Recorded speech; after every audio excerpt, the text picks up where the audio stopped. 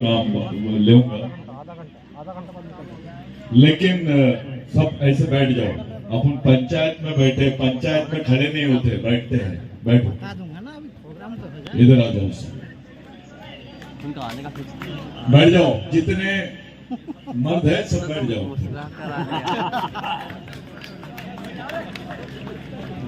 एक बात मेरे दिमाग में आई है कि हम लोग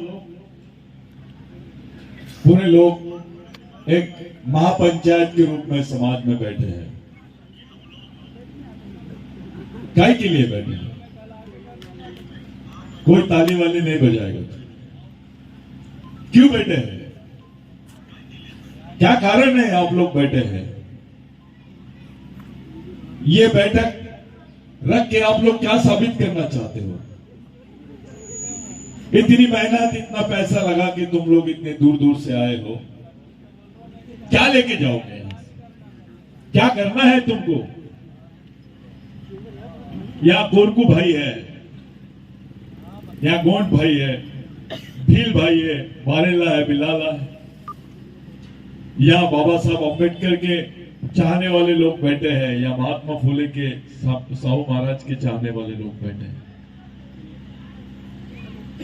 आप जानते हो रेंगा गोरकू कौन है? 180 साल हो गए तो भी हमारे समाज को मालूम नहीं पड़ा रेंगा गोरकू कौन है। 180 साल, लेकिन 10 साल हो गए सब पहचानते रामदेव बाबा कौन है। ऐसा क्यों? तुम्हारे दिमाग में, तुम्हारे घर तक रामदेव बाबा आया, लेकिन 180 साल हो गए गोरकू समाज को मालूम नहीं रहेगा गोरकू कौन है। ये वही रेंगा गोरकू है जिसकी वजह से तुम्हारे पास 5 एकड़, 2 एकड़, 3 एकड़, 5 एकड़, 10 एकड़, 100 एकड़ जमीनें हैं। आदिवासियों की तो जमीनें छीन लिए थे इन्होंने। तुम्हारे पास कुछ नहीं था, नंगे घूम रहे थे तुम। ये जो सह्याद्री और सतपुड़ा का बेल्ट है, यहां आदिवासी महिलाओं को ब्लाउज पहनने की परमिशन नहीं थी। ऐसा कहीं सुने क्या कि किसी समाज की महिलाओं को ब्लाउज पहनने की परमिशन नहीं थी? उसको शहर में आने की परमिशन नहीं थी क्योंकि तुम गुनाहगार थे, क्रिमिनल ट्राइब थे। गुनाहगार जमात को सरकारी नौकरियां नहीं दे सकती है। किसी लड़के को अगर सरकारी नौकरी लग रही है, उसके खिलाफ में कोई गुनाह है, तो उसको सरकारी नौकरी नहीं मिलेगी क्योंकि ही इज क्रिमिनल। उस वक्त तो बच्चा पैदा होता था तो गुनाहगार बोला जाता था, चाहे गोरकू का बच्चा हो, भील का बच्चा हो, गोंड का बच्चा हो, बिलाला का बच्चा हो, बारेला का बच्चा हो, लोधी का बच्चा हो, गुनाहगार। तुमको जंगल में भगाया जाता था। और जिन लोगों ने तुम्हारे लिए कुर्बानी दी, जिन लोगों ने तुम्हारे लिए अपना पूरा जीवन दे दिया, उन्हीं लोगों से हमने गद्दारी कर ली है। उन्हीं लोगों को हमने कभी याद नहीं किया। हमारे रेंगा गोरकू को ये लोग डकैत बोलते थे क्योंकि जो उनके गुरु थे टंटा भील, उनको भी डकैत, डाकू बोलते थे क्योंकि वो आदिवासी था। जिन्होंने उंगली नहीं कटाई, बार बार माफीनामा लिख के दिए, उनको वीर और क्या क्या क्या क्या देशभक्त बोला जा रहा है। अबे टंटा भील ने तो पूरी जिंदगी दे दिया, रेंगा गोरकू ने पूरी जिंदगी दे दिया, बाबूराव शर्मा के ने जिंदगी दे दिया आपके लिए, बिरसा मुंडा ने जिंदगी दे दिया। कौन सा भगवान है जो तुम्हारे लिए फांसी पे चढ़ा? चलो बताओ, हाथ उठाओ। कौन से भगवान ने दलितों के लिए फांसी लिया है? कौन से भगवान ने ओबीसी के लिए फांसी लिया है, आदिवासियों के लिए फांसी लिया है? वो भगवान का नाम बताओ। मैं महात्मा फुले को जब वो गुजर गए, उनके बच्चे नहीं थे, तो कारपोरेशन की गाड़ी आई थी उनकी बॉडी उठाने के लिए। वो महात्मा फुले है। अभी तो नोट कमाते हैं अपने लोग। आपके नेता तो नोट कमाने में बिजी है, गांडू है आपके नेता।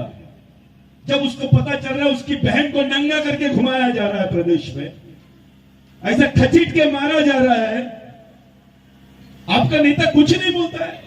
कोई आदिवासी नेता कुछ नहीं बोलता है। क्या बात है? क्योंकि उसमें टंट्या भील का खून नहीं है, उसमें बिरसा मुंडा का खून नहीं है, रेंगा कोरकू का खून नहीं है। जो खून होना था तुम्हारे अंदर में वो मर गया है। इस समाज को मारने के लिए इन्होंने तुम्हारे महापुरुषों को मार दिया। हमको मालूम ही नहीं टंट्या भील का इतिहास क्या है, हमको मालूम ही नहीं है रेंगा कोरकू कौन है। आप तो अपने भगवानों को भुला दिए, आप तो अपने समाज के साथ बेईमानी किए। आपसे ज्यादा बेईमान कौन हो सकता है, जिसको अपनी कौम का आदमी नहीं मालूम, अपना खुद का भगवान नहीं मालूम, अपने बाप का नाम नहीं मालूम, जो आपका ओरिजिनल बाप है। कोई ताली नहीं बजाएगा, मैं कोई भाषण देने नहीं आया। तुम्हारा जो ओरिजिनल बाप है रेंगा कोरकू, उसको कैसे भूल गए तुम? तुम्हारे सक्के लड़के को खड़ा करो, तुम्हारे बच्चे को, और बोलो मेरे बदले फांसी ले ले। लेगा क्या? तुम्हारे भाई को बोलो मेरे लिए फांसी ले ले, अपनी बहन को बोलो मेरे लिए फांसी ले ले। लेगी क्या? अपनी पत्नी को बोलो। ये वो लोग हैं जिन्होंने तुम्हारे खातिर फांसी के तख्ते पे चढ़ा दिया खुद को, और बोले हम अपने आप को अपने समाज के लिए कुर्बान करते हैं। जितने बार जन्म लेंगे हम पूरे आदिवासी समाज के लिए, इस देश के लिए हम अपनी जान दे देंगे। रेंगा कोरकू की उम्र 45-55 साल, बिरसा मुंडा की उम्र 24 साल, टंट्या भील ने तो 27 साल अपने परिवार को देखा ही नहीं। उसकी मां कैसी दिखती थी, बहन कैसी दिखती थी, रिश्तेदार कैसे दिखते थे।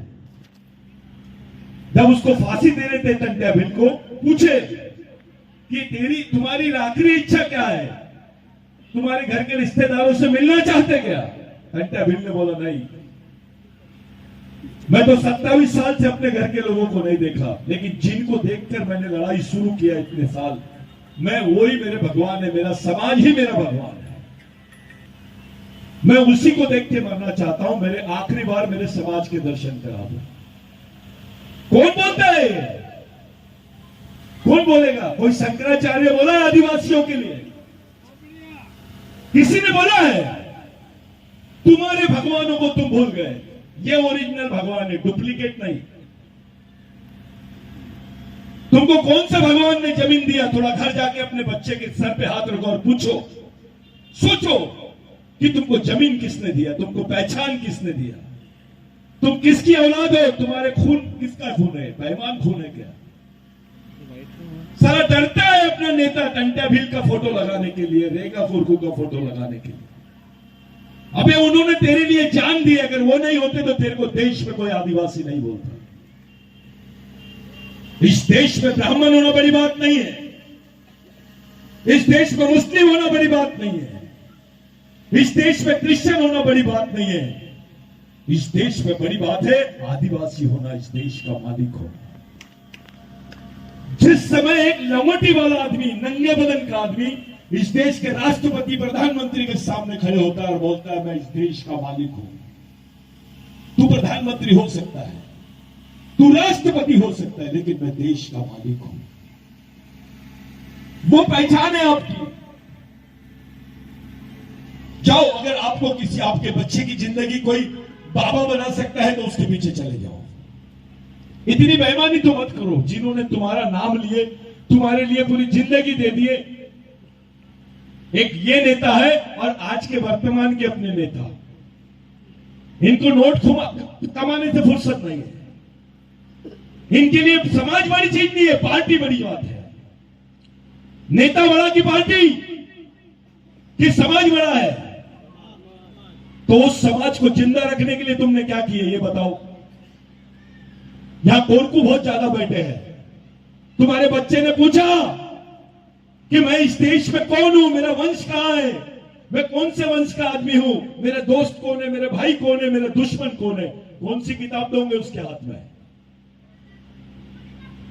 बताओगे तुम अपने बच्चों को इतिहास बताने के लिए? ऐसा समाज, मरा हुआ समाज है ये तो। क्या बताओगे तुम अपने बच्चों को? चलो खड़े हो जाओ, बताओ मेरे को, कौन बताएगा? क्या दोगे अपने बच्चों को तुम? साला मैयत में 100 लोग दिखते हैं और शादी में 1000 लोग दिखते हैं, ऐसा समाज। किसी दिन मोर्चा और लड़ाई की बात होती है, ऐसे कार्यक्रम में इतने सारे आज 2, 4, 5 हजार लोग दिख रहे हैं, लेकिन जब मोर्चा और लड़ाई की बात आएंगी, जेल जाने की बात आएंगी, तो 5 लोग नहीं दिखते हैं। यह सच्चाई है। नेताओं के बारे में मत सोचो। नेताओं पे आधारित, नेताओं के विचारों से समाज बच नहीं सकता है। अगर समाज को बचाना है तो समाज के शहीदों के विचारों से ही तुम बचा सकते हो। ये बात ध्यान में रखो। बहुत बड़ी चीज है समाज। अगर समाज नहीं होता तो तुम्हारे बदन पे कपड़े नहीं होते, समाज नहीं होता तो तुम्हारे पास नौकरियां नहीं होती, समाज नहीं होता तो तुम टीचर नहीं होते, समाज नहीं होता तुम्हारे पास जमीन नहीं होती। इतनी बड़ी चीज है समाज। कोई भगवान ने नहीं दिया। कौन सा भगवान ने दिया? थोड़ा बताओ मेरे को, मैं खड़ा हूं, मैं भी जानना चाहता हूं। मेरे पिता तुल्य यहां बुजुर्ग बैठे हैं, मेरे को बताओ कौन से भगवान ने दिया? मैं चलता हूं उसके आगे। 1993 में भारत सरकार ने संयुक्त राष्ट्र संघ में यह हलफनामा दिया कि भारत में आदिवासी नहीं रहते हैं।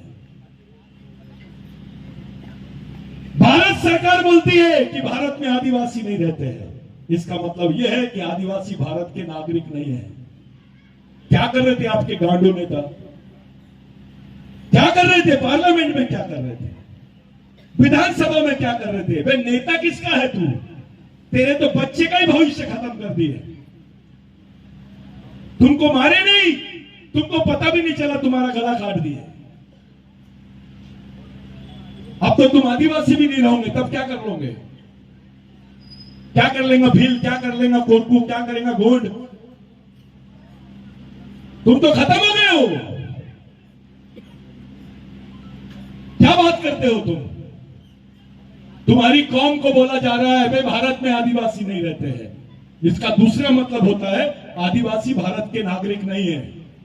कौन से संविधान की बात करेंगे?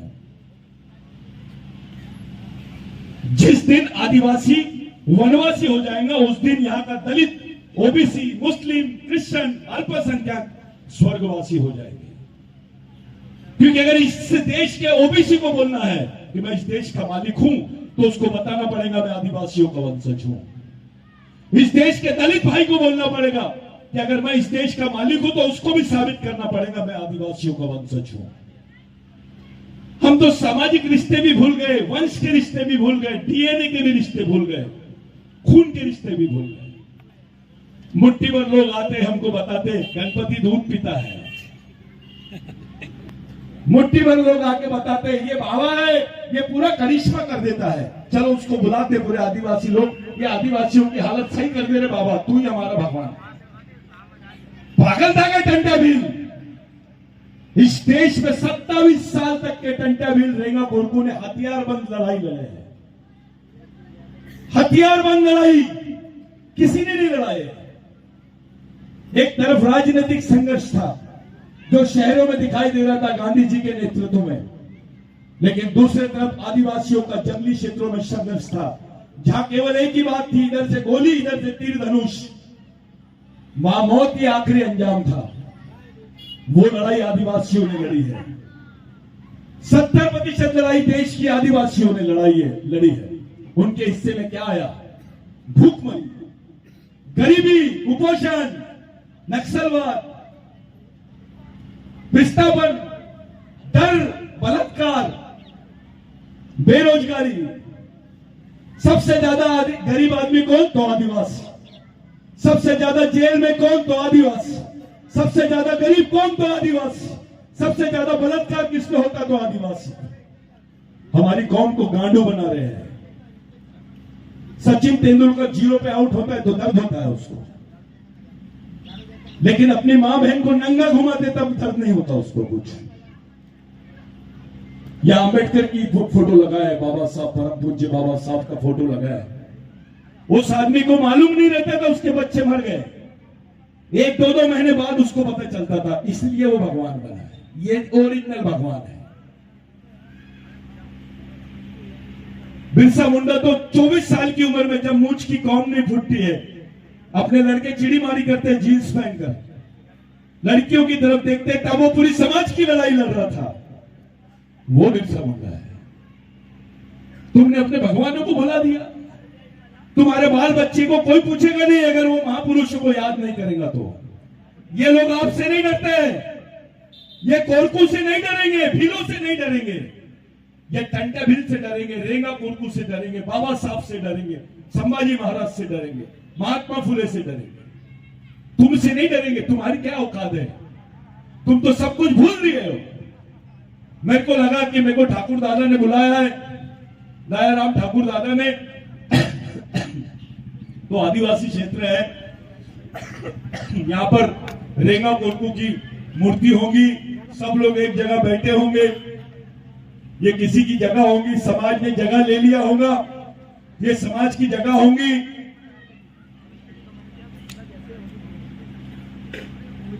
मेरे को कुछ लोगों ने बताया, अरे यहां तो अपने कोरकू भाइयों के पास जमीन है। तो एक से पूछता हूं मैं, तुम्हारा कब्रिस्तान कहां पर है बताइए? तुम्हारा खुद का जगह है? तुमको मरने को भी जगह नहीं है। जीने की बात तो बहुत दूर कर रहे हो तुम। आदिवासी समाज की जगह है कोई? भोपाल में जगह है, तुमको सर छुपाने जगह नहीं है। अंबानी के बाद जगह है, अदानी के बाद जगह है, रामदेव बाबा को 100-100, 300-300, 500 एकड़ जमीन दे रही है, लेकिन आदिवासियों को किसी ने नहीं दिया। वो सही बोल रहा था, वो मुक्ति बोल रहे, वो लड़का बोल रहा था कि 2010-2011 में सुप्रीम कोर्ट का जजमेंट आया। सुप्रीम कोर्ट जो देश का सर्वोच्च न्यायालय है, उसके बाद कोई कोर्ट नहीं है। उस कोर्ट ने बोला कि आदिवासी इस देश के मूल मालिक है, उन्हें मूल मालिक होने का सम्मान मिलना चाहिए, और उनको मूल मालिक होने के सम्मान से देश का कोई भी नागरिक रोक नहीं सकता है। आदिवासी देश का मालिक है। लेकिन भारत सरकार संयुक्त राष्ट्र संघ में नहीं बोली। इसी सुप्रीम कोर्ट ने बोला राम भगवान यहां पैदा हुए, तो लोगों ने मान लिया कि यहां पैदा हुए, उनका मंदिर बन गया। राम भगवान को न्याय मिल गया, लेकिन इस देश के मालिक आदिवासियों को न्याय नहीं मिला है। अरे आदिवासी वो है, जब भगवान पैदा नहीं हुआ था तब से आदिवासी रहता है, बाद में भगवान पैदा हुए। इस जमीन का पहला आदमी आदिवासी है, भगवान नहीं है। वो भगवान से भी पहला आदमी है, इसलिए उसको आदिवासी बोलते हैं। आप हो कौन? क्या हो? कौन है भैरव बाबा? कौन तुम्हारे देव? कौन से है? तुम्हारे टोटम क्या है? तुम्हारे गन क्या है? तुम्हारी खानदानी रिश्ते क्या है? तुम्हारा जमीन से क्या रिश्ता है? झाड़ से क्या रिश्ता है? थोड़ा याद करो। ये आबा बाबा के चक्कर में, अगरबत्ती के चक्कर में मत पड़ो।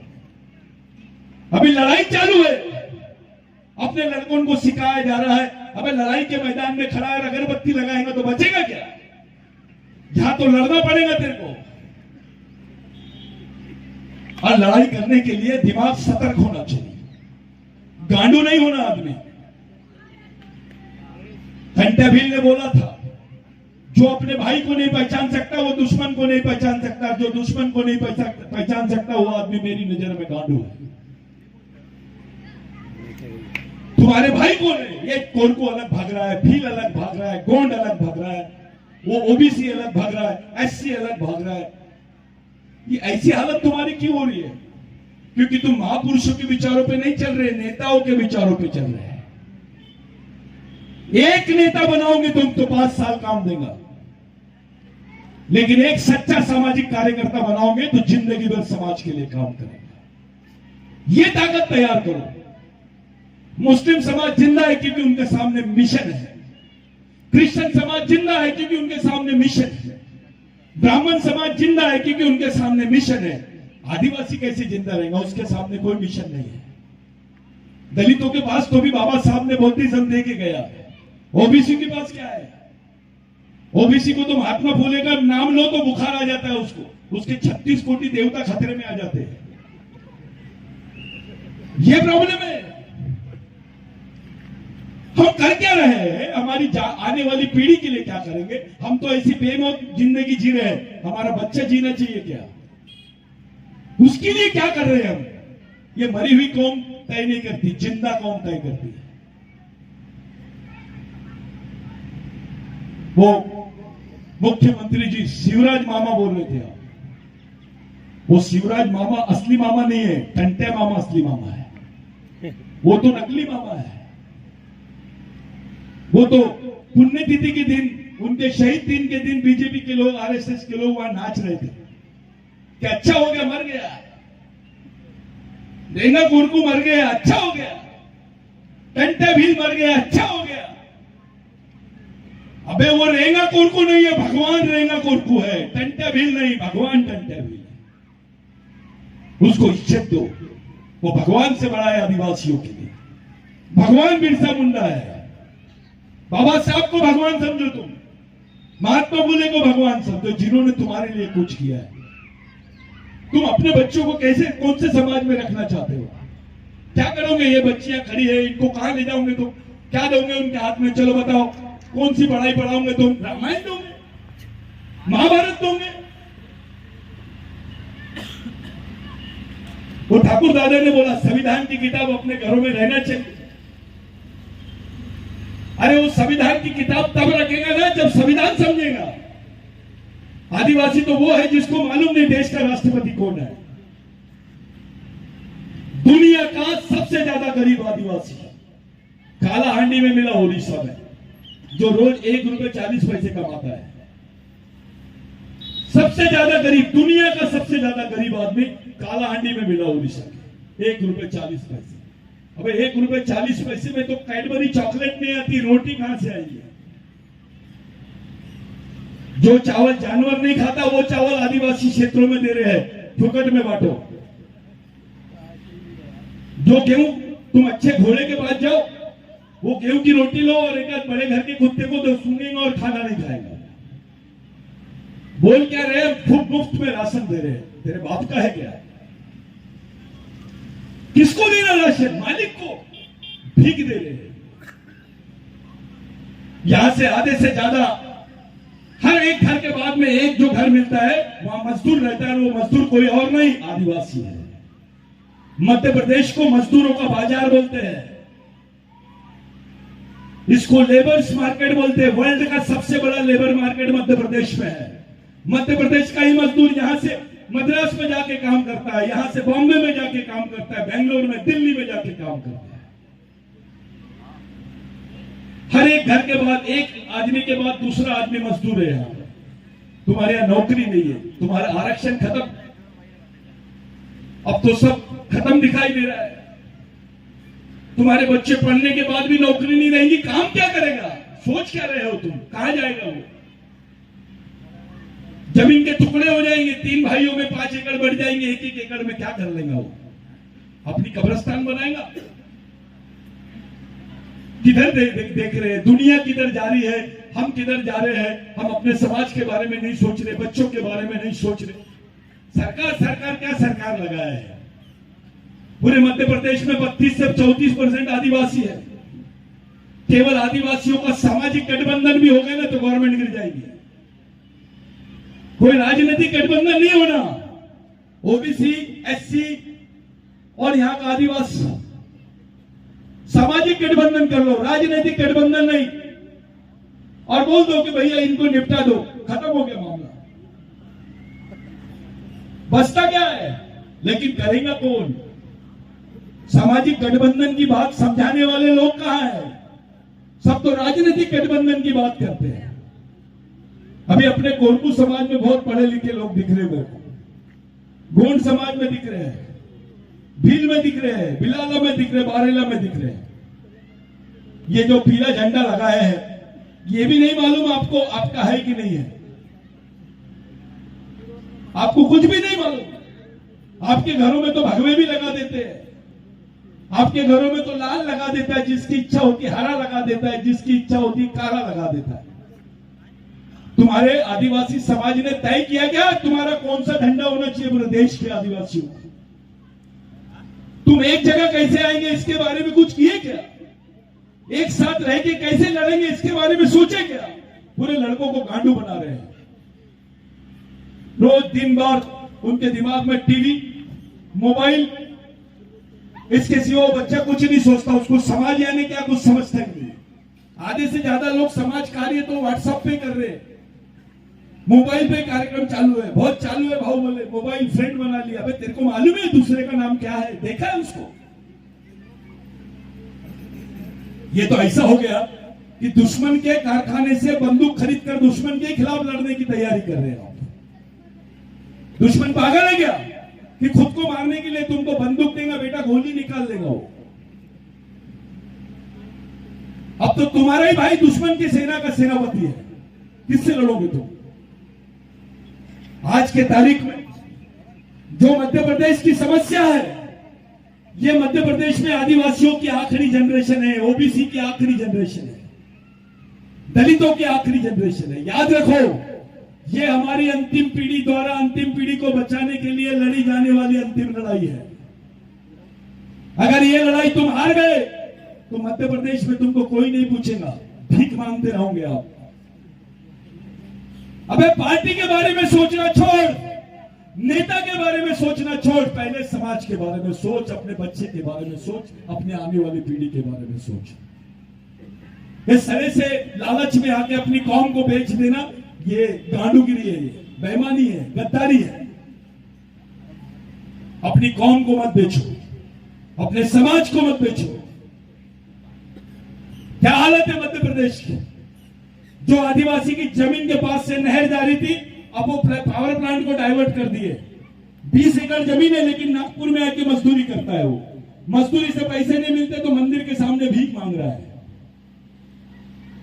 जिसके बाद 10 एकड़ जमीन है, वो मजदूरी क्यों कर रहा है? क्योंकि उसकी जमीन के पास से जो नहर थी उसको डाइवर्ट कर दिया गया। अंबानी को दे रहे पानी, उसके बाप का है क्या? अदानी को दे रहे हैं। अबे अदानी का नहीं है देश, अंबानी का नहीं है, ये देश आदिवासियों का है, यहाँ के मालिकों का देश है। यहाँ की जल जमीन जंगल का ओरिजिनल मालिक आदिवासी है, और ओबीसी उसका वंशज है, दलित उसका वंशज है। ये रियल बात है। लड़ाई लड़ना है तो इस तरीके से लड़ो, सामाजिक तरीके से लड़ाई लड़ो, समाज को समझाओ, समाज को समझो। समाज सबसे बड़ी चीज है। कोई मुख्यमंत्री आदिवासी की तो राष्ट्रपति है, आदिवासी की राष्ट्रपति है, लेकिन वो बोल नहीं रही है कि भारत में आदिवासी रहते हैं। संयुक्त राष्ट्र संघ में प्रस्ताव भेजो, बोलना कि भारत में आदिवासी है और वो देश के मूल मालिक है। राष्ट्रपति होने के बाद भी तुम्हारी बात को नहीं माना जाता है। राष्ट्रपति तुम्हारा होने के बाद तुम्हारे बहन बहनों को नंगा घुमाया जाता है। राष्ट्रपति तुम्हारा होने के बाद तुम्हारे ऊपर दिन रात अत्याचार होती। तुम्हारी जमीनें तो फुटाने के भाव से ये लोग छीन लेते हैं। आदिवासियों की जमीन लेता नहीं है कोई, खरीदता नहीं है, छीनते हैं। तुम सब उसका होगा। तुम्हारी भी जमीन में गेहूं होता है, तुम्हारी भी जमीन में चावल होता है, तुम्हारी जमीन पे भी मक्का होता है, चना होता है, और किसी उच्च वर्गीय भाई की भी जमीन पर चना होता है, मक्का होता है, गेहूं होता है। उसकी जमीन की कीमत 1 करोड़ रुपए एकड़, और तुम्हारी जमीन की कीमत, आदिवासियों की जमीन की कीमत 5 लाख रुपए। क्यों रे बाबा, ऐसा क्यों? गैर आदिवासी की जमीन की कीमत 1 करोड़ और वैसी जमीन आदिवासी की है तो 5 लाख। मामला क्या है? सर, आदिवासी का बच्चा अगर मर जाता है, आश्रम स्कूल में मर जाता है, तो उसके घर में चेक आता है 40,000 रुपए का कि आदिवासी बच्चा मर गया है, हॉस्टल में मर गया है। क्या बोलते हैं हम उसको? हॉस्टल्स को। छात्रावास में मर गया है, स्कूल निवासी स्कूल में मर गया है, ये 40,000 का चेक ले लो। 40,000 का चेक काय के लिए? तुम्हारा बच्चा मर गया तो। इसका दूसरा मतलब होता है कि आदिवासी के बच्चे की जान की कीमत 40,000 रुपए।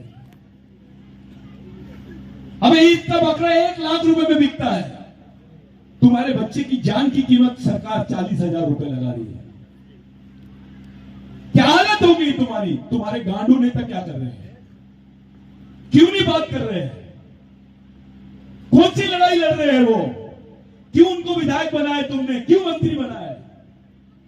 क्यों उसके लिए भूखे रहे तुम और वोटिंग कराए? क्या कर रहे हो तुम? किसी नेता फेता के बगैर समाज जिंदा रहना चाहिए। पार्टी कोई भी रहे, हारे जीते कोई भी, लेकिन समाज नहीं हारना चाहिए। उसके बारे में सोचो।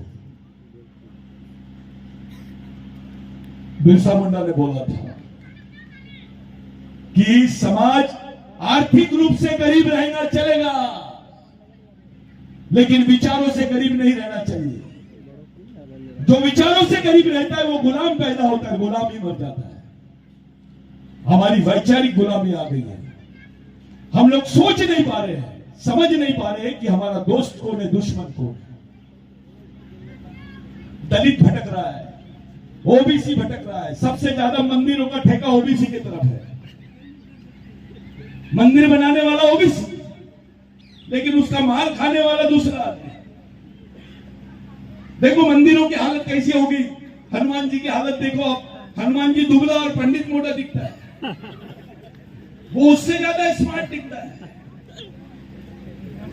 वो मेहनत नहीं कर रहा। एक मजदूर जाके अपनी खून पसीने की कीमत उसको पूरी चढ़ाता है, हलवा चढ़ाता है, वो लड्डू चढ़ाता है। वो हनुमान जी खाता क्या? वो हनुमान जी खा रहा है क्या? वो तो पंडित जी खा रहे हैं। तो हनुमान जी से ज्यादा लाल दिखते हैं वो। उनके बच्चे फॉरेन में पढ़ रहे हैं और आपका बच्चा भीख मांगता है। कभी नौकरी की भीख मांगता है, कभी पैसे की भीख मांगता है, कभी दारू की भीख मांगता है। ये कौन सी दुनिया में रह रहे हैं? हमारे समाज का पढ़ा लिखा अधिकारी वर्ग थोड़ा पैसा आ गया तो वो समाज से दूर भगता है। उसको ऐसा लगता है कि मैं बिल्कुल अलग हो गया। अबे गद्दारी करता है, तेरे खून में गद्दारी आ गई है।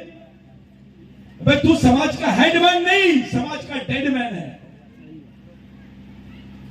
जो आदमी पढ़ा लिखा होने के बावजूद भी समाज के लिए 2 घंटे नहीं देता, समाज के गरीब आदमी से मिलता नहीं है, ऐसा आदमी सामाजिक नहीं हो सकता है। ऐसा आदमी जिंदा आदमी नहीं हो सकता। ये तो मरा हुआ है। नहीं तो बोलते हैं बहुत अच्छा आदमी है, किसी के लेने देने में नहीं रहता है। सुबह ड्यूटी जाता है, शाम को ड्यूटी में आता है, खाता है और सो जाता है। इतवार के दिन बीबी और टीवी में रहता है, फिर खाता है, फिर सो जाता है। ये तो मरा हुआ आदमी है, जिंदा आदमी नहीं है। अगर मजदूर भी है और समाज के साथ रहता है तो वो जिंदा आदमी है। समाज उतनी बड़ी चीज है। इस संस्था को तोड़ो मत। किसी पार्टी के बारे में सोचने के बजाय, किसी नेता के बारे में सोचने के बजाय, समाज को जिंदा कैसे रखेंगे उसके बारे में सोचो। अपने बच्चों को प्रशिक्षण शिविरों में भेजो, अपने बच्चों को मिशन से जोड़ो, अपने बच्चों को समझाओ बेटा ये तेरे महापुरुष है। मेरी माताएं बहनें में बता रहा हूं, बिरसा मुंडा ने बोला जिस बच्चे की मां होशियार उसका जीवन सुरक्षित, जिस बच्चे की मां बेवकूफ वो बच्चा मर जाएगा। शिवरात्रि का उपवास करते हैं आप। अभी आने वाला है शिवरात्रि। सबसे ज्यादा दलित, आदिवासी, ओबीसी ये शिवरात्रि का उपवास करते हैं। अबे उपवास करना है, बिरसा मुंडा बोलता है उपवास करना है तो कलेक्टर ऑफिस के सामने अपने बच्चों के लिए करो, वहां तुमको कुछ मिलेगा। क्या भगवान से तुम्हारी फोन पे बात हुई क्या कि भैया उपवास रखूंगी तो मेरे सब दुख दूर हो जाएंगे? किसने बताया? ये कहां लिखा हुआ है? ये अरे इतना उपवास रखने का शौक है तो अपनी रोटी किसी अपने सामाजिक भूखे आदमी को दे दे यार। पढ़ लिख के बनता है वो, इधर समाज के लोगों को बोलता है दारू पी के नहीं आना। हट। अपने समाज के आदमी जब उसको बोलता है अरे बाबा जोहार, कोई जोहार भवार नहीं, कल निकल यहां से, दारू पीता है। बेचारा वो दिन भर मेहनत करता है, थोड़ी सी थक गया तो ले लिया उसने, चलो कोई बात नहीं। लेकिन वही पढ़ा लिखा आदमी जब मंदिर में जाता है तो पंडित जी के पूरे पैर पड़ता है, लोटांगन पहले भगवान के पड़ता आधे, लेकिन पंडित के पूरे। इधर से 200-500 का नोट निकालता है, पंडित जी को देता है। पैर भी पड़ रहा है और नोट भी दे रहा है। पंडित जी कोई मेहनत करने वाला आदमी है क्या? अबे जो मेहनत करने वाला है, जिसने खून पसीना बहाया है दिन भर, उस आदमी के साथ तेरा व्यवहार ऐसा है। बहुत फेमस कर दिए रामदेव बाबा को, बहुत ज्यादा फेमस। आदिवासी महिला तो अपने 6 महीने के बच्चे को पीठ पे बांधती है, गड्ढा खोदती है। बोलो बोला रामदेव बाबा को गड्ढा खोद के बता। वो रामदेव बाबा नहीं रहेगा, कामदेव बाबा रहेगा। हंसते हैं लोग आदिवासियों को। धूप होती है, इतनी धूप में बेचारे भूखे पेट में कपड़ा बांध के गड्ढे खोद रहे, तब भी अपने नेताओं को समझ में नहीं आता है, फिर भी मंदिर जा रहे हो, शनि मंदिर जा रहे हैं, ये भगवान के पास जा रहे हैं। तेरे को बताया क्या भगवान ने? टंटा भी पागल था क्या? समाज को भगवान बोलता था वो। आपने हमारे महापुरुषों के विचारों के साथ बेईमानी की है। अगर कोरकू जिंदा है तो रहेगा कोरकू की वजह से जिंदा है, भील जिंदा है तो टंटा भील की वजह से जिंदा है। ये रेंगा कोरकू और टंटा भील की वजह से पूरे आदिवासी जिंदा है, क्योंकि बिरसा मुंडा का आंदोलन भी वही है, टंटा भील का आंदोलन भी वही है, बाबूराव शर्मा के का आंदोलन भी वही है, शंकर शाह रघुनाथ शाह का आंदोलन भी वही है। समाज को एक कैसे लाएंगे? तुम्हारे पास जनसंख्या है, जिनकी जनसंख्या नहीं है उनके पास पार्टी है, पैसा है। अबे तुम्हारे पास जनसंख्या है ना, बड़ी चीज तो तुम्हारे पास है। 35% लोग मामूली है क्या? 35% में से 4% लोग भी जाके भोपाल में हक दिए ना, तो भोपाल 1 महीने तक साफ नहीं होगा। तुम खाना मत मांगो, जाओ लैट्रिन कर दो वहां, बस बाकी कुछ नहीं। 1 महीने तक भोपाल साफ नहीं कर पाएंगे, भोपाल छोड़ना पड़ेगा इनको। वो भी नहीं आता अपने लोगों को। आज मैं यहां रेंगा कोरकू का इसलिए जिक्र किया हूं कि इस गांव में रेंगा कोरकू के ऊपर फायरिंग हुई थी। फायरिंग की मतलब उसके ऊपर गोली चलाई गई थी इसी गांव में, इसी गांव में। मैं उसका प्रूफ दूंगा आपको, कल परसों में भेज दूंगा, व्हाट्सएप पे देख लेना। तुम किसकी औलाद हो यार, जिसका इतिहास आज पूरा विश्व जान रहा है? तुम तो इतने बदनसीब हो, तुम्हारे घर में उसका फोटो तक नहीं है, उसका नाम नहीं लेते, तुम अपने इतिहास को ही भूल गए। तुम कौन हो? ये बाकी सब बाद में आए, तुम तो मालिक हो मेरे बाप। तुम तो इस देश के सब कुछ हो। आदिवासी भीख नहीं मांगता है, लंगड़ा भी हो गया तो गड्ढा खोदता है, 6 फीट का भी रहा तो ईमानदारी से मेहनत करता है। एक ही मंत्र बोल के वो किसी का शोषण नहीं करता है, आर्थिक शोषण नहीं करता। आप लोग समाज नाम की चीज को समझो। ये जो पंचायत है ये इसलिए कि आदिवासियों को बचाएंगे कैसे? पहला सवाल। मध्य प्रदेश में आदिवासियों का, ओबीसी का, दलितों का सामाजिक गठबंधन कैसे होगा? दूसरा सवाल। तीसरा सवाल, नेताओं से मुक्त कैसे करेंगे आदिवासी समाज को? चौथा सवाल। आपके आदिवासी नेताओं के ऊपर या कोई ओबीसी नेताओं के ऊपर समाज नहीं चलेगा, समाज के ऊपर नेता चलना चाहिए। समाज बोलेगा नेता को बैठ तो सो जाना चाहिए नेता। इतनी बड़ी ताकत होती है समाज की। बैठ बोला तो सो जाना चाहिए, इतनी बड़ी सामाजिक ताकत पैदा करो। किसी आरटी पार्टी की जरूरत नहीं है, आमा मामा की भी जरूरत नहीं है। अपने पास तो ओरिजिनल मामा है, ओरिजिनल भगवान है।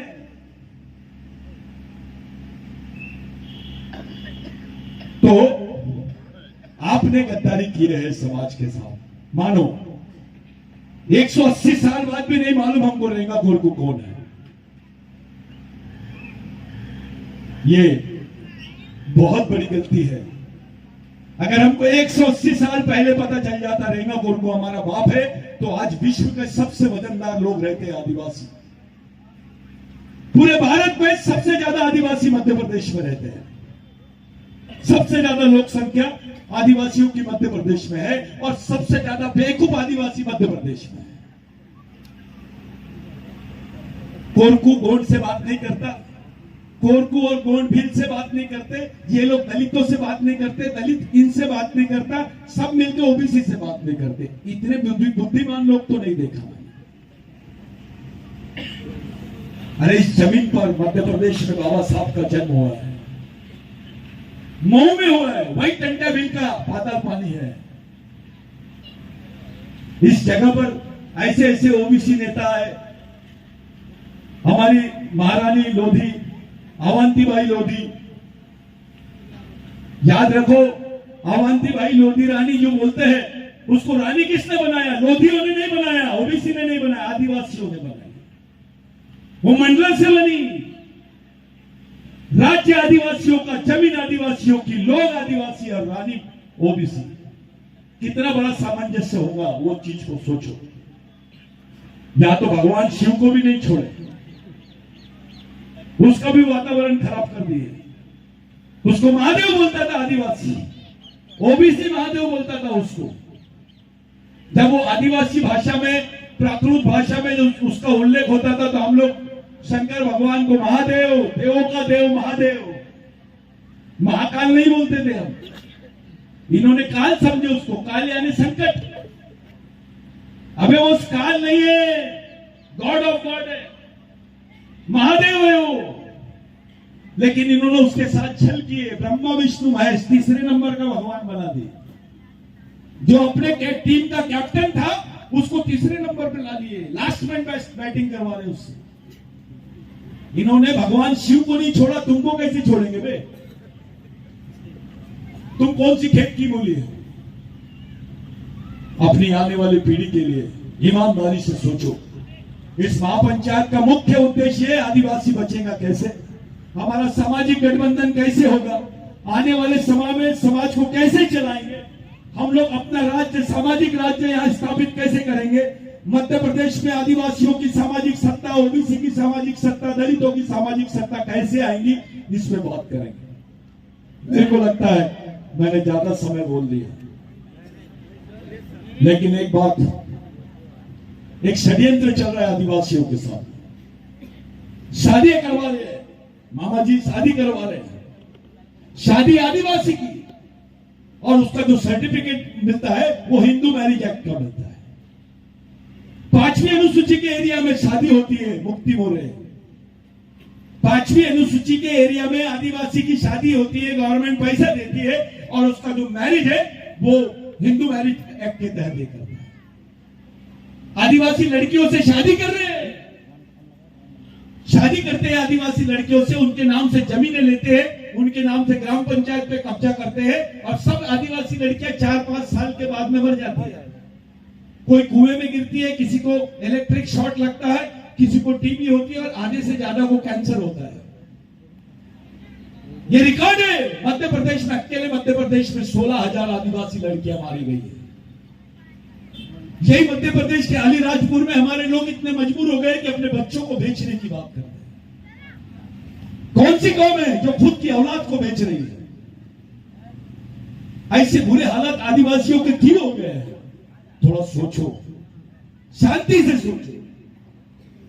कभी तो अपने आप में सोचो कि मेरे बच्चे का क्या होगा अगर मैं ऐसा होगा। तुम्हारी सोच बिल्कुल सामाजिक होनी चाहिए। आज के दिन मेरी नजर में आप लोग यहां से शुरुआत करो। मैं जब आऊंगा यहां पर दूसरी बार, जिस दिन बुलाओगे आप, तो मेरे को टंटा भील का और रेंगा गोल्डू का साथ में फोटो दिखाई देना चाहिए। पुतला दाता स्थापित करना है अपने को। एक जमीन होनी चाहिए यहां पर आदिवासियों की, क्योंकि ये वो स्थान है जहां रेंगा गोल्डू के ऊपर फायरिंग हुई थी।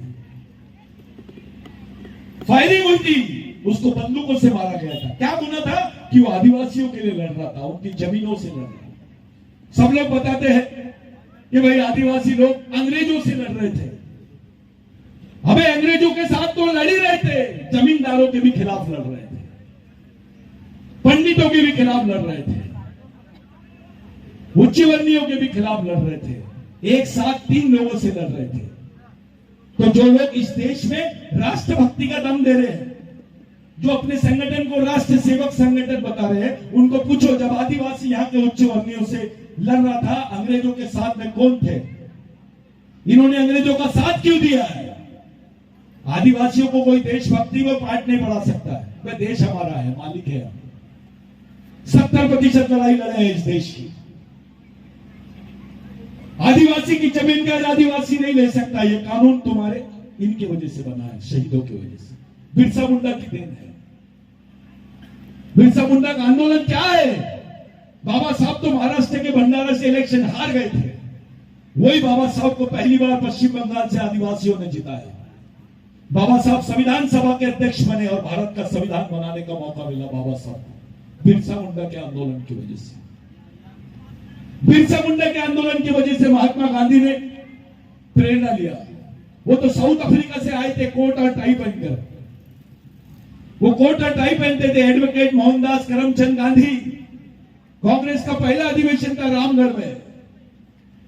वो अधिवेशन में बोर्ड लिखा हुआ था, धरती आबा महामानव क्रांति सूर्य भगवान बिरसा मुंडा। गांधी जी ने पूछा कितने लोगों के नाम है? एक आदिवासी लंगोटी वाला खड़ा हुआ बोला एक ही आदमी का नाम है। फिर पूछा ये क्या चाहता था, कितने साल जिया? तो बोले सिर्फ 24 साल। क्या चाहता था? तो हमारे जमीन पर हमारा राज, जिसको गोंडी में बोलते मावा नाटे मावा राज। ये बिरसा मुंडा का आंदोलन था। गांधी जी को प्रेरणा मिली, भारत छोड़ो आंदोलन चलाए, कोई कोट और टाई उतार दिए, लंगोटी बांधे और देश भर में निकले। अगर बिरसा मुंडा का आंदोलन नहीं होता तो इस देश को गांधी भी नहीं मिलता, बाबा साहब भी नहीं मिलता। पंजाब राव देशमुख ओबीसी नेता थे। उन्होंने बोले ओबीसी को आदिवासियों की सूची में रखो क्योंकि हम आदिवासियों के वंशज हैं। लेकिन ओबीसी नहीं मानता। ओबीसी को लगता मैं बहुत बड़ा हूं, आदिवासी को लगता मैं तो इससे भी बड़ा हूं। दलितों को लगता है बाबा अपना तो काम हो गया, बुद्ध मिल गया अपने। अबे बुद्ध के बाप का नाम अंबेडकर है। बाबा साहब नहीं होता तो बुद्ध के दर्शन नहीं होते अपने को। बाबा साहब ने दिया है, पहले बाबा साहब को बचाओ, उसके विचारधारा को बचाओ, बिरसा मुंडा के विचारों को बचाओ, टंटा भील के विचारों को बचाओ, महात्मा फुले के विचारों को बचाओ। एक लाइन आपके सामने होनी चाहिए। मैं जाते जाते दो बातें बताता हूं। पहले आदिवासियों को गवर्नमेंट सर्विस नहीं मिलती थी, थोड़ा गौर से सुनना। और वो जितने पढ़े लिखे अपने आगे आड़े तिरछे हैं, सफेद कपड़े वाले हैं, प्रेस के कपड़े वाले हैं, टाई वाले हैं, कोट वाले हैं, उनको बताना ये बात। पहले आदिवासियों को क्रिमिनल ट्राइब बोलते थे, उनको गवर्नमेंट नौकरियां नहीं मिलती थी। एक दिन भगवान रेंगा कोरकू गए टंटा भील के पास और टंटा भील से बोले भगवान अब तो ये आदिवासियों को नौकरी भी नहीं मिलेगी। जब होलकर एम्पायर था, अंग्रेज थे, तो भगवान टंटा भील ने बोला थोड़ा रुक जाओ रेंगा। दूसरे दिन भगवान टंटा भील बुलाते हैं और बोलते हैं कि जा अंग्रेज हुकूमत को बोल दे अगर टंटा भील को पकड़ना है तो आदिवासियों को नौकरी पर लो। टंटा भील को पकड़ना है तो आदिवासियों को नौकरी पे लो। तब यहाँ के दलित, यहाँ के आदिवासी, कोरकू है, भील है, बिलाला है, बारेला है, इनको पुलिस की नौकरी मिली। 400 पुलिस वाले भर्ती किए गए। टंटा भील बोल रहा है, रेंगा कोरकू बोल रहा है, खुद को पकड़ रहा है। उसको मालूम है कि ये पुलिस की भर्ती होगी तो मैं पकड़ा जाऊंगा और मेरे को फांसी हो जाएगी। फिर भी बोल रहा है कि मेरे लोगों को नौकरियां मिलना चाहिए। बाबा साहब ने इसको हेरिडिटरी एक्ट बोला। हेरिडिटरी एक्ट का मतलब होता है वंश परंपरागत, एक वंश से दूसरे वंश, जिसको हेरिडिटरी बोलते हैं। तो तब वहां पर बात आई कि 400 आदिवासियों को पुलिस की नौकरी मिली। वहां से तुमको नौकरियों में लेना शुरू किया गया। तुम्हारे पास नौकरी है, टंटा भील की देन है, रेंगा कोरकू की देन है। तुम तो साला उन्हीं से बेईमानी कर रहे हैं, उन्हीं महापुरुषों के विचारों से बेईमानी कर रहे हैं। कोई ये बाबा के पीछे जा रहा है, कोई ये महाराज के पीछे जा रहा है, कोई वो महाराज के पैर पकड़ रहा है। जिसके पकड़ना उसके तो पकड़, शर्माता भी नहीं है। इतना गद्दारी, इतनी गद्दारी। ओरिजिनल भगवान है ना बे, टंटा भील, रेंगा कोरकू, बिरसा मुंडा, बाबूराव शर्मा के, शंकर शाह, रघुनाथ शाह, ये ओरिजिनल भगवान है, डुप्लीकेट नहीं है। तो विचारों से चलना है, समाज को एक विचारों से लाना है। समाज के लिए कुर्बानी देने वाले ही, उनकी विचारधारा ही सामाजिक है। जिन जिन लोगों ने समाज के लिए कुर्बानी दिया है वो महापुरुष है हमारे, वही भगवान है हमारे। उन्हीं के विचारों से हम अपने आपको, अपने बच्चों को, अपने आने वाली पीढ़ी को और समाज को बचा सकते हैं। आज के दिन मैं एक बात और बताना चाहता हूं। सेकेंड वर्ल्ड वॉर में जितने लोग नहीं मरे थे इस देश में, 1.5 से 2 लाख आदिवासियों को मारा गया। तब जाके 1898 का वो एक्ट पास हुआ, जिसको लैंड एक्विजिशन एक्ट बोलते हैं, जिसको भूमि संपादन अधिनियम बोलते हैं, जिसमें लिखा हुआ है कि आदिवासी की जमीन गैर आदिवासी नहीं ले सकता है, गैर आदिवासी तो क्या सरकार भी नहीं ले सकती। यह कानून बिरसा मुंडा के आंदोलन की वजह से आया है, और इस कानून को बाबा साहब ने वैसे का वैसा संविधान में रखा, उसके साथ ईमानदारी की। मेरे भाइयों, समय बहुत नाजुक है, अपने दोस्त को पहचानो, अपने दुश्मन को पहचानो, सामाजिक निर्णय लेना सीखो, सामाजिक जीवन जीना सीखो, सामाजिक लड़ाई कैसे लड़ते हैं वो सीखो, क्योंकि आपकी लड़ाई में, आपके परिवार में पार्टी का हिस्सा नहीं है, पार्टी का हिस्सा नहीं है, नेता का हिस्सा नहीं है, आपका हिस्सा है, आपके समाज का हिस्सा है, और आपका समाज है तो आप ही को चलाना पड़ेगा। दुख हमारा है तो लड़ाई भी हमारी होनी चाहिए। यहां पे गोंड की, कोरकू की, भील की, आंध की, ओबीसी की, एससी की संस्कृति क्या है? एक है, तो समाज भी एक होना चाहिए, और अगर समाज एक है तो विचार भी एक होना चाहिए, आंदोलन भी एक होना चाहिए। तो ये करने के लिए आपको काम करना पड़ेगा, अपनी आने वाली पीढ़ी को बचाना पड़ेगा। अपने लड़कों को मारते हैं तो सारा कोई नहीं दौड़ता है, इधर दलितों को मारते हैं, इधर ओबीसी को मार रहे हैं, पता भी नहीं चल रहा, ओबीसी तो फांसी लगाता है, उसको फांसी की सजा नहीं होती। ओबीसी जो किसान है वो फांसी लगाता है, जो अनाज उगा रहा है वो फांसी लगा रहा है। वाह,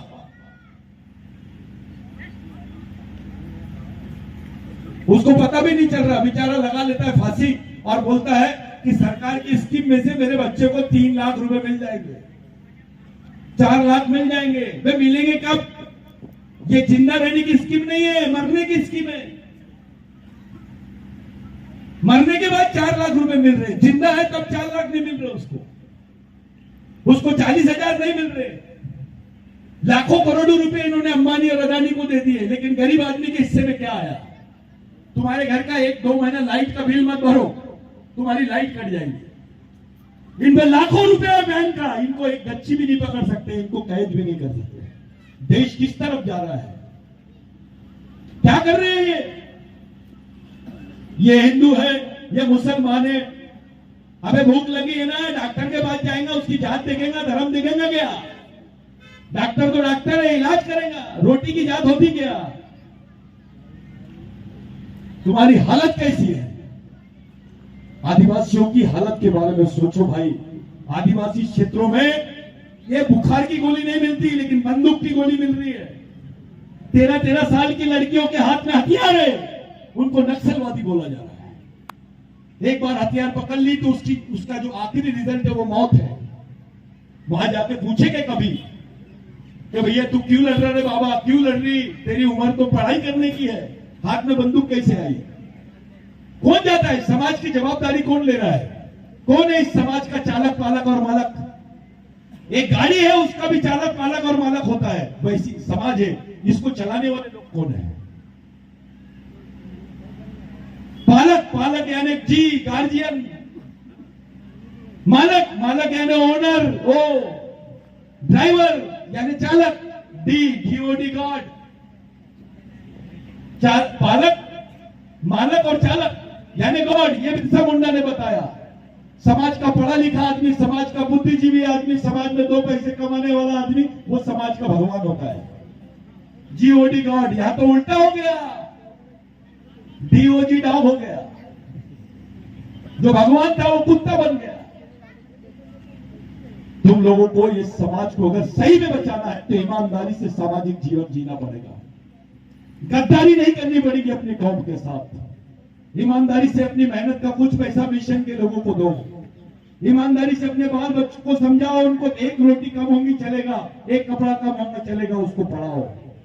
लड़की हो या लड़का, जब तक के उसके हाथ में रोजगार नहीं आता उसको शादी मत करना, शादी की घाई मत करना, लड़की की भी और लड़के की भी। उसको जब तक के अपनी खुद के लिए कमा नहीं पाती तब तक के उसकी शादी मत करना, नहीं तो जिंदगी भर वेश्या बना देंगे। आने वाला समय बहुत बेकार है। अभी तुमको मालूम नहीं है मेलघाट में क्या हो रहा है, वहां पे भी कोरकू रहते हैं। कुत्ता भूख से नहीं मरता इस देश में, लेकिन कोरकू आदिवासी भूख से मर रहा है। भूखता नहीं मरता, लेकिन आदिवासी भूख से मर रहा है वहां। मैं मेलघाट में बहुत सारा काम है अपने मिशन का, वहां पे बच्चे को 3 साल की उम्र में ये रखते हैं, क्या बोलते हैं उसको, नाम रखते हैं, क्योंकि उसको मालूम नहीं रहता कि 3 साल तक के जिंदा रहेगा या नहीं रहेगा। ऐसे अलग आदिवासी है। एक बार दूसरा माइक दे दो, उसको मालूम नहीं रहता। तो ऐसी हालत में तुम्हारा समाज जिंदा है। काम नहीं मिल रहा लड़कों को, लोगों को बेरोजगारी है, बेचारे काम के लिए घूम रहे इधर उधर, कोई काम नहीं दे रहा, खून बेच रहे।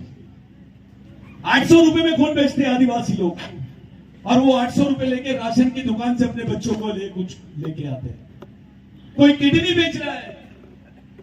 ये हालत है तुम्हारे समाज की, और हम लोग यहां बैठे हैं, हमको कोई चिंता ही नहीं है।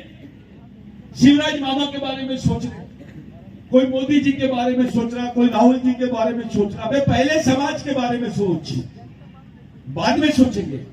पार्टी बढ़ेगी, समाज थोड़ा एक साथ हो जाए, नेता बढ़ेगी समाज, तो समाज को जिंदा रखो। इसी चीज के लिए हम सब लोग यहां पर आए हैं। ये युवा कल, इनको कोई अनाथ नहीं बोलना चाहिए, अपंग नहीं बोलना चाहिए, इनको वैचारिक रूप से अनाथ नहीं बोलना चाहिए। इनके लिए बेस बनाओ, कारखाना तैयार करो, विचारों का कारखाना तैयार करो। अपने महापुरुषों की लड़ाई को याद रखो, कैसे लड़े थे वो।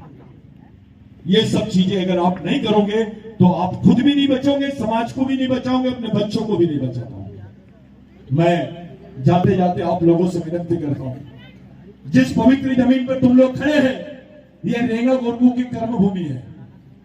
आप लोग 2 मिनट के लिए अपनी जगह पे खड़े हो जाओ।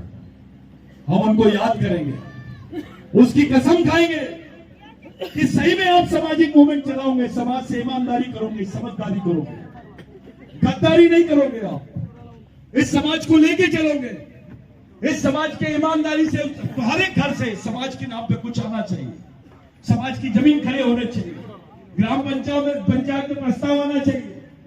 तीनों जगह तुम लोगों ने बोलना चाहिए कि नहीं, समाज के लिए जगह होनी चाहिए, समाज के लिए प्रशिक्षण केंद्र होना चाहिए, समाज के लिए काम होना चाहिए। तुम लोग तो भलते काम कर रहे हो, दुनिया किधर जा रही, तुम अपने समाज को बचाने के लिए, अपने बच्चों को बचाने के लिए कुछ नहीं कर पा रहे हैं।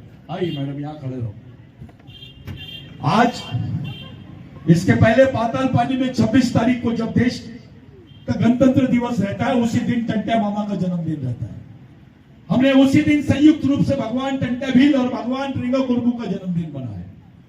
ये बाबा साहब वहां जाके आए थे, ये वो पवित्र जगह थी पाताल पानी, जहां पे रेंगा गोरकू और टंट्या भील बैठ के प्लानिंग करते थे। सह्याद्री और सतपुरा के पहाड़ों में आदिवासियों के पास जो जमीन है, उसकी देन रेंगा गोरकू है, टंट्या भील है, राघोजी भांगड़े हैं। ये आप लोगों को सोचना है। हम सब लोग मिलकर इस सामाजिक आंदोलन को चलाने वाले भाई, यहां कोई राजनीतिक बात नहीं होगी, सामाजिक गठबंधन की बात करो, सामाजिक सत्ता की बात करो, राजनीतिक सत्ता की बात मत करो। राजनीतिक सत्ता के नाम से हम बहक जाते हैं, कंफ्यूज हो जाते हैं। राजनीति करने के लिए आपके पास समाज नीति भी होनी चाहिए, राजनीति करने के लिए आपके पास रणनीति भी होनी चाहिए। अगर रणनीति नहीं रहेगी तो हम राजनीति नहीं कर पाएंगे। बहुत अच्छा बोले भैया डॉक्टर साहब ने, इनके लिए तालियां बजाओ। ये जितने लोग आए हैं, उनके तमाम साथी, हमारे भीम आर्मी के साथी, जैश के साथी, खैर बिरसा ब्रिगेड, जैश फैस के लोगों का मैं धन्यवाद वगैरह नहीं कर रहा। ये लोग कोई एहसान नहीं कर रहे, इनको काम करना है। मिशन में यही सिखाया जाता है। आप लोग ईमानदारी से अपने गांव में, अपने एक गांव में गांवबंदी करो, सामाजिक गठबंधन करो, सब लोगों को एक जगह लाओ, पैसा जमाओ, महिलाएं बचत गठ बनाओ। वो बचत समूह के माध्यम से एक महिला ने कम से कम 800 रुपए रोज कमाना चाहिए, तब जाके उसका बच्चा डॉक्टर बनेगा, इंजीनियर बनेगा, कुछ तो करेगा। महिला कमाएंगी तो राशन की दुकान में जाएगी, पुरुष कमाएगा तो दारू की दुकान में जाएगा। तो जिस परिवार की महिला होशियार है, वो परिवार कभी भूखा नहीं मर सकता। तो आप लोगों को तैयार होना है, गांव गांव में जाना है। ये किसी के बाप का ये नहीं है कि यहां पर कोई अध्यक्ष है, मैं सचिव हूं, मैं फलाना अध्यक्ष हूं, हम इंटरनेशनल अध्यक्ष बनाते। इधर आओ, किसको बनना है? अब यहां रहना चाहिए ना, यहां कुछ नहीं रहेगा और नेम प्लेट लगा के रखेगा, क्या करेगा तू? हम लोगों को एक रास्ता निकालना है आने वाली पीढ़ी के लिए। हम लोगों को रास्ता बनाना है हमारी आने वाली पीढ़ी के लिए। हम 2 मिनट के लिए उन तमाम शहीदों का, महामानव का जिनके फोटो लगे हैं, रानी दुर्गावती, रानी झलकारी देवी, महात्मा फुले, सावित्रीबाई फुले, साहू महाराज, संभाजी महाराज, डॉक्टर बाबा साहब आंबेडकर, भगवान टंटा भिल, भगवान रेंगा कोरकू, भगवान बिरसा मुंडा, भगवान तिलका मांझी, भगवान राघोजी भांगरे और जितने हमारे शहीद महामानव और हमारे पूर्वज हैं, उनकी कसम खाएंगे कि आज के बाद कोई जातिवाद नहीं करेगा, आज के बाद कोई पार्टीवाद नहीं करेगा, आज के बाद कोई क्षेत्रवाद नहीं करेगा, आज के बाद केवल समाज और समाजवाद ही चलेगा। आप लोग पूरे समाज को एक जगह लेके काम करें, पूरे समाज को साथ में लेके काम करें। मैं आपसे ईमानदारी से एक सामाजिक दीक्षा के रूप में भगवान रेंगा कोरकू की दीक्षा, भगवान टंटा भिल की दीक्षा, हमारे महापुरुषों की दीक्षा, एक सामाजिक दीक्षा हम लोग यहाँ पर लेंगे। 2 मिनट नीचे मुंडी डाल के हम लोग मौन धारण करेंगे और प्रतिज्ञा करेंगे कि आज के बाद हम समाज के लिए जिएंगे, समाज के लिए लड़ेंगे और समाज के लिए ही मरेंगे। ये शपथ लेना है आपको, ऐसा हाथ रख के करना है सब लोगों को। ऐसा शपथ ये करना है कि आज के बाद हम सामाजिक जीवन जिएंगे।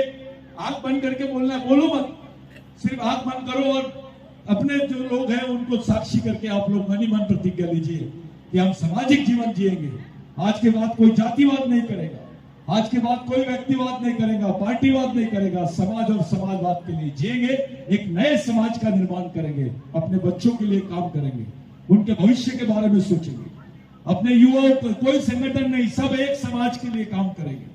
संगठन से बड़ी, समाज से बड़ी कोई चीज नहीं है, समाज से बड़ा नेता नहीं है, समाज से बड़ी पार्टी नहीं है, समाज से बड़ा भगवान भी नहीं है, समाज सबसे बड़ी चीज है। आप लोग 2 मिनट हम लोग मौन धारण करेंगे, मौन धारण शुरू करेंगे, आंख बंद करके शुरू कर।